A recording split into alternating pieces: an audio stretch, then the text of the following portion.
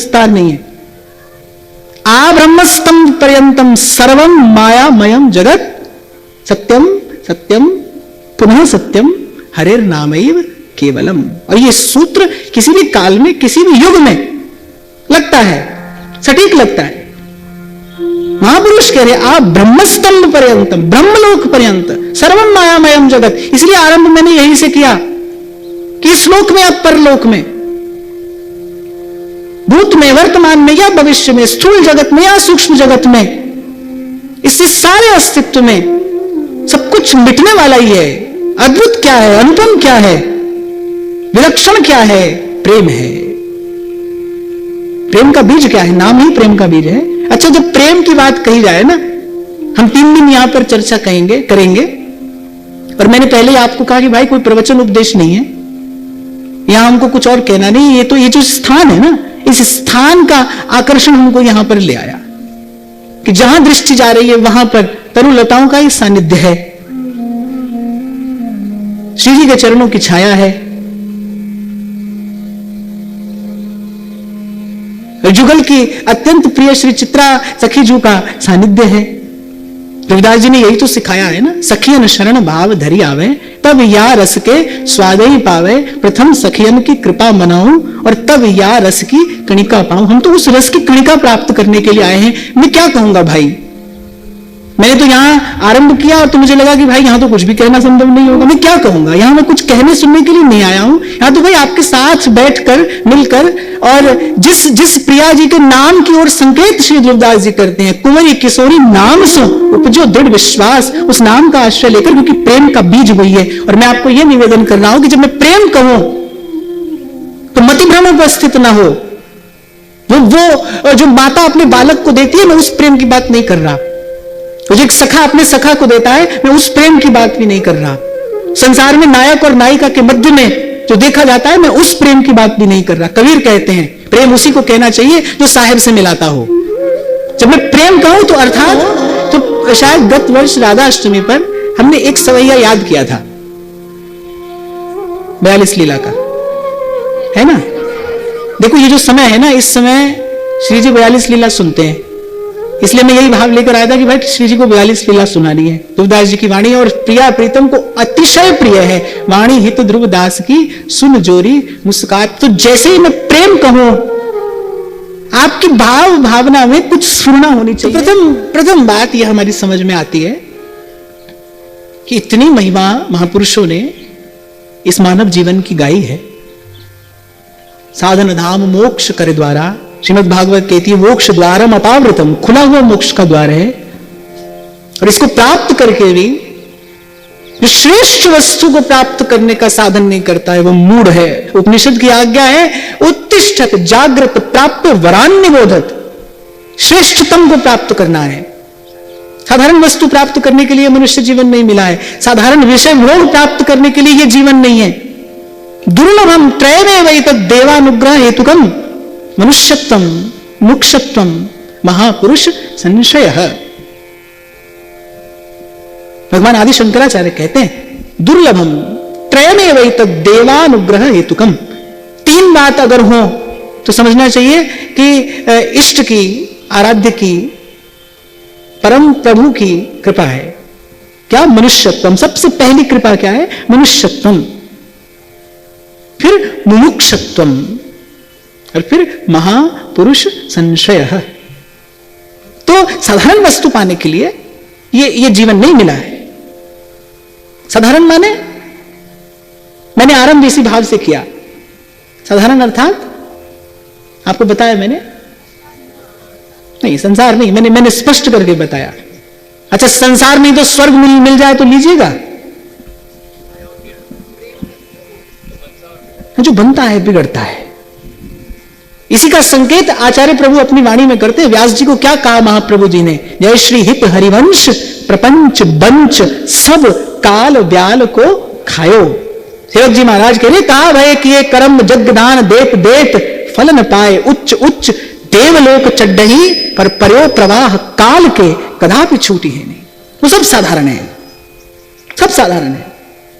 विशिष्ट क्या है? अद्भुत क्या है? मानव जीवन को प्राप्त करने योग्य वस्तु क्या है? अरे देव दुर्लभ, ये देह मिला, करुणा करके इष्ट ने ये देह प्रदान किया। और मैं कहता हूं कि आपके मेरे सौभाग्य की बात तो कौन कहे, आपनो भाग आपन कहे। ये मनुष्य शरीर मिला, फिर भारत भूमि में जन्म मिला, ज्ञान सहित नर देह वर भरत खंड में हुई। श्रीमद् भागवत कहती है एक देव ही देवा गायंती, देवता कहते हैं, देवता गाते हैं महिमा कि प्रभु प्रसन्न ही हो गए हैं जिन्हें भारत भूमि में जन्म मिला है। और फिर उसके बाद आप और मैं कहां बैठे हैं, आप और मैं तो उस भारत भूमि में भी कहां बैठे हैं, वो भूमि जहां की रज का स्पर्श ही अनेक अनेक संसाधनों की सिद्धि से श्रेष्ठ है। जो रज शिव सनकादिक दुर्लभ सो रज शीस चढ़ाऊं, आप और मैं तो वहां बैठे। तो ये सब बालक जो बना है किस लिए बना है? मैं करवद्ध आपसे ये बात कह रहा हूं, विनम्रता पूर्वक की बात कह रहा हूं, क्योंकि जीवन में इस बात का चिंतन तो होना ही चाहिए। भाई आपके मेरे पास में ऐसा क्या है जो सबके पास में नहीं है? घर, संसार, परिवार, व्यापार, पद, प्रतिष्ठा, मान, सम्मान, लोक परलोक की ऐसी कौन सी वस्तु है आपके मेरे पास विशिष्ट जो सबके पास में नहीं है? मैं तो कई बार आपसे कह ही देता हूं, अगर आप संसार की किसी वस्तु को उपलब्धि मानते भी हैं तो एक बार दृष्टि उठाकर देखिए, एक बार दृष्टि उठाकर देखिए। सहज ही जिनके पग परत रज सम हो तो पसान, वो जो चलते थे तो बड़े बड़े पर्वत चूर हो जाते थे। सहज ही जिनके पग परत रज सम हो तो पसान, नारायण तिनको कहूं रयो न नाम निशान। इसलिए महाप्रभु कह रहे हैं यह जिए जान। व्यास जी ये बात हम जानकर कह रहे हैं। अच्छा, जहां जहां महापुरुषों ने इस जान शब्द का प्रयोग किया है ना, वहां पर बुद्धि नहीं लगानी चाहिए। माने वो सर्वकाल में सत्य है। जैसे महादेव कह रहे ना, प्रेम ते प्रगट हुई मैं जाना, उमा कहूं मैं अनुभव अपना, ये मेरा अनुभव है। फिर इसके बाद कोई बुद्धि मत लगाइए इसमें। ये प्रतिष्ठित सिद्धांत है, भूत भविष्य वर्तमान सब में एक सा लागू होगा। ऐसे जब महाप्रभु कह रहे हैं ना यह जिए जान, जैसे हित हरिवंश प्रपंच बंच सब काल व्याल को खायो, सब और सब में सब आते हैं भाई। आ ब्रह्म स्तंभ पर्यंतम, सब में सब आते हैं। सब काल व्याल को खायो। अब भाई जब सभी काल के गाल में पड़ा है, फिर क्या महिमा है इस मनुष्य शरीर की? काल के गाल में ये संसार भी है, काल के गाल में मनुष्य भी पड़ा है, ये शरीर भी काल के गाल में ही पड़ा है। फिर किस लिए मिला है ये सब? कोई तो कारण होगा। क्यों महापुरुष कह रहे हैं सुर दुर्लभ सोई ग्रंथन गावा, यह जिए जान श्याम श्यामा पद कमल संगी सिर नायो। जिनके बसत हैं श्री राधा वल्लभ लाल, तिनकी पद रज धोय ध्रुव पीवत रहो सब का। श्रेष्ठ वस्तु, तो पहली बात यह स्पष्ट हुई कि श्रेष्ठ वस्तु क्या है? प्रेम। फिर दूसरी बात स्पष्ट होती है कि यह श्रेष्ठ जीवन श्रेष्ठतम वस्तु को प्राप्त करने के लिए मिला है। कुछ और प्राप्त करना इसे गंवाने जैसा ही है। और कुछ और में क्या आता है? कहा रसखान भय संपत्ति सुमार महा। गोस्वामी तुलसीदास जी महाराज एक बड़ी बड़ी बड़ी मधुर बात कहते हैं। काम की बात है, मार्मिक है, पर बड़ी मधुर रीति से उन्होंने कही। वो कहते काम से रूप, माने कामदेव जैसा रूप, प्रताप दिनेश से सूर्य जैसा प्रताप, सोम से शील चंद्रमा जैसा शील। काम से रूप, प्रताप दिनेश से, सोम से शील और गणेश से माने, और गणेश जी जैसी मान्यता। हरिचंद से राजा, विधि से बड़े, ब्रह्मा जी से भी कोई बड़ा हो, हरिचंद से राजा, विधि से बड़े, मघवा से महीप, इंद्र जैसा सुख भोग, मघवा से महीप विषय सुख साने, सुख से मुनि, शारद से वक्ता, और चिरजीवी लोमस ते अधिकाने, और ऐते पे तुलसी कहा जो है, जो पे राजीव लोचन राम न जाने। यही बात रसखान करी। कहा रसखान भाई संपत्ति सुमार वहा, और कहा तन जोगी है लगाए अंग छार को, कहा साधे पंचानल, कहा सोए बीच जल, कहा जीत लियो राज सिंधु आर पार को, जप बार बार व्रत संयम 1000, वेद गाए 20 बार, अरे बूझत लबार को। विषयी से लेकर साधक और सिद्ध सबको लपेट लेते हैं रसखान इस एक सवैये में। तीन ही प्रकार के लोग हैं ना संसार में, विषयी, साधक, सिद्ध, सयाने, त्रिविध जीव जग वेद बखाने। तीन ही प्रकार के लोग हैं संसार में, या तो विषयी है, या साधक है, या सिद्ध है। रसखान इस एक कवित्व में तीनों को लपेटते हैं। जप बार बार व्रत संयम 1000, वेद गाए 20 बार, अरे बूझत लबार को। इन तीन पंक्तियों में तो विषयी और साधक की बात रसखान करते हैं, फिर अंतिम पंक्ति में सिद्ध का संकेत करते हैं। अच्छा, जो अंबुज के पात में पात, पात में पात, और त्यों संतन की बात में बात, बात में बात। बड़ा आनंद आता है आपको भी ऐसा प्रयोग करके देखना, संत की वाणी का चिंतन करने में बड़ा आनंद आता है। बात बात में बात मिलती है। अब देखो अंतिम पंक्ति में रसखान कह रहे हैं, सोई है गमार जिस कियो नहीं, माने नंद सुत का दरबार किसको मिलेगा? वो मरकट जिसने चखी इमली, वो स्वाद सुधारस जाने ही क्या, और नहीं जिसने कभी यहां प्यार किया, वो प्रेम पिया पहचाने ही क्या। किसको मिलेगा? जप करने वाले को मिलेगा, तप करने वाले को मिलेगा, व्रत करने वाले को मिलेगा, संयम साधने वाले को मिलेगा, वेद गाने वाले को मिलेगा। किसको मिलेगा? नंद सुत का दरबार किसको मिलेगा? सोई है गमार जिसकियो नहीं प्यार, नहीं पायो दरबार नंद के कुमार। प्यार करने वाले को मिलेगा, प्रेम। अच्छा देखो, प्रेम क्या है कहा तो नहीं जा सकता। कैसे कह जात गदाधर, गूंगे को गुड़ स्वाद। लेकिन महापुरुषों ने कहा है, यद्यपि कहे भी ना रहा ना कोई, सबने कहा है प्रेम की बात कही है। प्रेम क्या है ये तो कोई नहीं कह सका, कोई नहीं कह पाएगा। लेकिन प्रेम के कुछ कुछ लक्षण महापुरुषों ने कहे हैं, उसका विचार करना चाहिए। क्योंकि यहां 3 दिन चर्चा का विषय क्या है? प्रेम। जिसकी चर्चा नहीं हो सकती वही चर्चा का विषय है। और ये विषय जो है, ये हमने बुद्धिमानी से नहीं रखा है। मैंने अपनी ओर देखकर ये विषय नहीं रखा। मैंने अपनी बुद्धि, अपनी योग्यता, अपनी सामर्थ्य जो शून्य के सदृश है, उसको देखकर ये विषय नहीं रखा। कुंवरी किशोरी नाम सो उपजो दृढ़ विश्वास, इन तरुलताओं की ओर देखकर ये विषय रखा। श्री जी के चरणारविंद की छाया की ओर देखकर ये विषय रखा। धाम का आश्रय देखकर ये विषय रखा। हमको 3 दिन प्रेम की चर्चा करनी है, जिसकी चर्चा हो नहीं सकती कैसे चर्चा होगी? तो महापुरुषों ने कुछ प्रेम के लक्षण बताए। जैसे मैं आपको उदाहरण देता हूं। अभी व्यक्ति मीठा खा रहा है, मोदक खा रहा है, बड़ा बड़ा स्वादिष्ट है। वो व्यक्ति गूंगा है। आप उससे पूछो कैसा है, तो गूंगा है, लेकिन वो कुछ ऐसा करता है ना। अब कड़वा खिला दो उसको, बोल तो वो कड़वा भी नहीं सकता, क्या करेगा?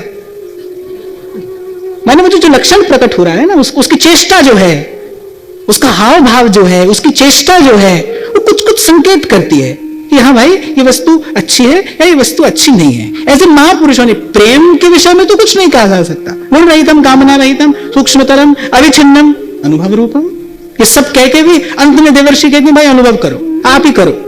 हमको ऐसा लगा, नारद जी कह रहे हमको थोड़ा ऐसा लगा गुण रहित, माने कोई गुण ही नहीं है। गुण रहित अर्थात कोई गुण नहीं है, तीनों गुणों से परे। मैंने शुभ अशुभ से परे, अच्छे बुरे से परे, पाप पुण्य से परे। अब यहां पर समस्या खड़ी होगी, अच्छे बुरे में लगी बुद्धि अच्छे बुरे से परे का अनुभव कैसे करेगी? यहां पर कौन सा तत्व कार्य करता है? यहां पर कृपा का तत्व कार्य करता है। जिसने अनुभव किया उसने कृपा से अनुभव किया। सोई जाने जी देहु जनाई, उसने कृपा से अनुभव किया। यहां कृपा का तत्व कार्य करता है। इसीलिए महापुरुषों ने कहा, इसीलिए सूरदास कहते हैं कि अनुभव के बिना कहा जाना व्यर्थ है, मत प्रलाप है। अनुभव के बिना जो कहा जाए वो मत प्रलाप है। मैं उस दिन भी आपको कह रहा था ना, मुझसे कई बरस पहले एक महात्मा ने ये बात कही थी, वो गांठ बांध कर रखी अपने पास।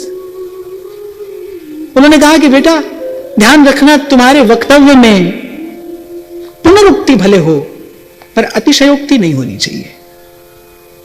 वो ना हो जिसका तुम्हें अनुभव नहीं है।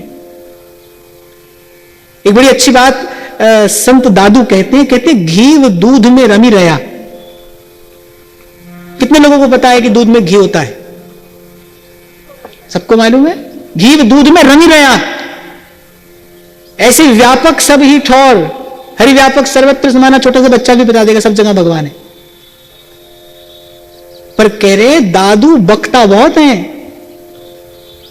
वक्ता नहीं बकता।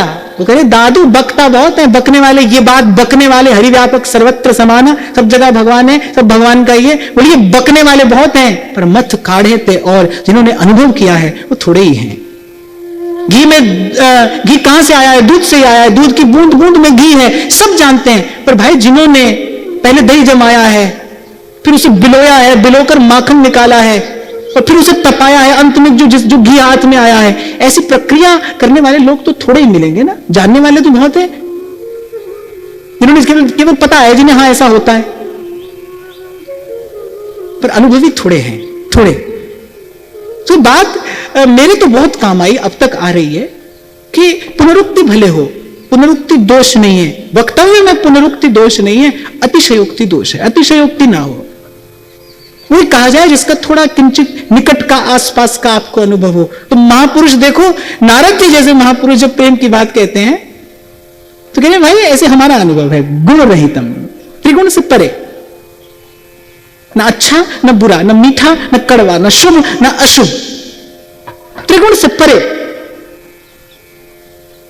और कामना रहितम, सान कामय माना निरोध रूपत्वात्, कामना रहितम। इसलिए अभी मैंने आपको निवेदन किया, हमारा जो भजन है वो प्रिया प्रीतम से मिलने के लिए नहीं है, प्रिया प्रीतम के मिलने के लिए है। हमको तो बस इतनी इच्छा है, इच्छा तो है पर हमको इतनी इच्छा है, श्याम श्यामा सदा हमको प्यारे, हमें हमें हमारी प्रियता युगल के चरणों में हो। इसी भाव से हमने आरंभ किया। भाई आप इतना तो देख लेते हो, अनुभव कर लेते हो कि भाई भजन में मन नहीं है। क्यों नहीं है? भजन में मन नहीं होने का एक ही कारण है कि कहीं ना कहीं संसार की इच्छा है, कहीं ना कोई विजातीय तत्व है। नहीं, देखो आप और भजन भावना ये सजातीय है, आप और संसार ये विजातीय है। वेदांत इसे जड़ चेतन की ग्रंथि कहता है। आप किसी वेदांती से चर्चा करिएगा, जड़ चेतन में ग्रंथि है। गोस्वामी जी ने भी कहा जड़ चेतन ग्रंथि परी गई, यद्यपि मृषा छूटत कठिन। आप और प्रभु का भजन भाव ये तो सजातीय तत्व है, पर आप और संसार का चिंतन ये विजातीय है। अब सजातीय और सजातीय मिले तो ही तो आनंद होता है। सजातीय और विजातीय मिले तो क्या होता है? क्लेश होता है, युद्ध हो जाता है। सजातीय मिलेंगे तो आनंद होगा ना। जिसे आप और मैं सुख कहते हैं, चैन कहते हैं, आनंद कहते हैं, वो आनंद उस आनंद के मूल में क्या है? क्या घटना घटती है जब आनंद होता है? ऐसी कौन सी घटना घटती है जब आनंद होता है? संतों को किस बात का आनंद है? क्या मिल गया उनको? ये जो आनंद नाम की कोई वस्तु है, जो आप और मैं बचपन से सुनते आ रहे हैं, आनंद आनंद आनंद, क्या होता है जब ये आनंद मिलता है? क्या होता है जब भीतर ये घटना घटती है? फिर सजातीय का सजातीय से मिलन होता है। जैसे आपका कोई बड़ा प्यारा मिले, मिलने पर सुख होता है ना, आनंद होता है। सजातीय का सजातीय से मिलन होता है तो आनंद होता है। सजातीय का विजातीय से जब मिलन होता है क्या होता है? क्लेश होता है। कलिकाल कलह कलेश सरिता, सूरदास कहते संसार में क्या है? वो सजातीय और विजातीय जब तक मिलेंगे तब तक क्लेश होगा, तब तक क्लेश। अच्छा, थोड़ी देर का सुख तो हो सकता है, चुगत कछु को सुख हुई। अब हमको पता ही नहीं भाई ये विजातीय है, हमको ज्ञान भी नहीं है, हमको इस बात का कोई बोध भी नहीं है। अब हम कोई अंतर्यामी तो है नहीं, हम उसे अपना समझकर मिलते हैं, पर वो अपना तो है नहीं। फिर परिणाम क्या आता है? फिर फांसी ऐसी परे तिसम दुख न हुई। ऐसे ऐसे विचार करना चाहिए भाई। आनंद आनंद जिसे कहते हो, क्या है आनंद, क्या होता है? एक मिनट पहले बड़ा आनंद आया, बड़ा आनंद आया, 2 मिनट बाद रो रहे हैं। अब ऐसा आनंद क्या करिएगा लेकर? आवत जात न जानिए जैसे छां और धूप। क्या करिएगा ऐसा आनंद लेकर? किसी काम का नहीं। अभी आनंद आया, अभी रो रहे हैं, अभी रो रहे, फिर अभी आनंद आया।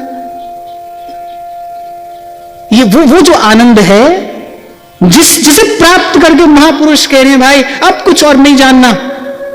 ज्ञात्वा मत्तो भवति, जिसको प्राप्त करने के बाद कबीर कहते हैं रहनी हमारी चारों दिशा जगीरी में, वो आनंद परिणाम है। वो किसी घटना का परिणाम है। वो आनंद, वो घटना क्या है? जब सजातीय का सजातीय से मिलन हो, आपके भीतर जो आप हैं। अभी कल की बात है, मुझसे किसी ने पूछा कि विषय चिंतन बहुत होता है, क्या करें? किसी ने पूछा विषय चिंतन बहुत होता है, क्या करें?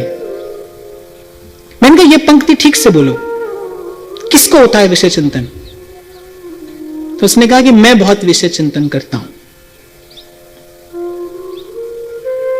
तो मैंने कहा मेरा आपसे ये बुलवाने का उद्देश्य ये था कि आप बोले मैं बहुत विषय चिंतन करता हूं या मेरा मन बहुत विषय चिंतन करता है। ये दोनों बातें अलग अलग हैं। यदि आप कहते हैं मैं बहुत विषय चिंतन करता हूं, तो अभी तो आप बहुत ही पहली कक्षा में, अभी तो आपको कुछ और मार्ग देना पड़ेगा। लेकिन यदि आपको लगता है मेरा मन बहुत विषय चिंतन करता है, माने आपको थोड़ी पहचान हो गई है कि मैं मन नहीं हूं, मेरा मन है, मेरा कोई मन है जो विषय चिंतन करता है। मैं नहीं चाहता फिर भी वो विषय चिंतन करता है। मैं कुछ और हूं, मेरा मन कुछ और है। इसीलिए मैंने आपसे पुनः कहने को कहा, फिर से कहिए कौन विषय चिंतन करता है? मैं करता हूं या मेरा मन विषय चिंतन करता है? तो आप जो हैं, जो आप हैं, जो आप हैं, आपका मन नहीं, आपकी बुद्धि नहीं, आपका चित्त नहीं, आपका शरीर तो बिल्कुल भी नहीं, जो आप हैं उस सजातीय का जब सजातीय से मिलन होता है तब ये आनंद नाम की घटना घटती है, तब आनंद प्राप्त होता है।